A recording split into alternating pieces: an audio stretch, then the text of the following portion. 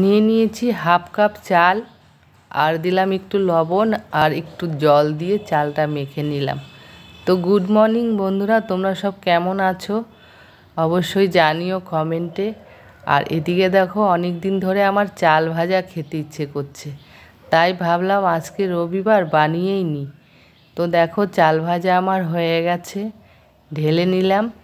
আর এখানে দিয়ে দিলাম পেঁয়াজ কুচি, আর দেবো একটু লঙ্কা কুচি, আর দেবো একটু সর্ষের তেল, আর সামান্য পরিমাণ দেব লবণ, দিয়ে ভালো করে মেখে নেব চালটা। তো কেন জানি না, আগে আমার মা অভাবের সংসারে বানাতো, পাড়াতে বৌদিরাও করতো, মাঝে মাঝে দেখতাম ছোটোবেলায়, খুব সেই খাবারটাই খুব খেতে ইচ্ছে করছে। তো দেখো, মেখে নিয়েছি আমি, আর এখানে চায়ের মধ্যে দিয়ে দিলাম একটু লবণ। তবে এই চাটা কিন্তু আজকে চাল ভাজার সাথে লবণ না দিলে তোমরা স্বাদটাই পাবে না, আসল স্বাদটাই পাবে না।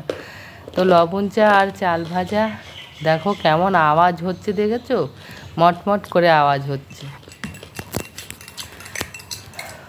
আর তোমরাও অবশ্যই খেতে চাইলে বানিয়ে খেয়ে অবশ্যই আমাকে জানিও যে তোমরা কেমন খেলে। আর তোমরা যদি বানাও অবশ্যই মোটা চাল নেবে। হেভি খেলাম আমি, সত্যি অনেক দিনের খাবারের ইচ্ছে আজ পূরণ হলো। এই যে এইভাবেই বানাবে।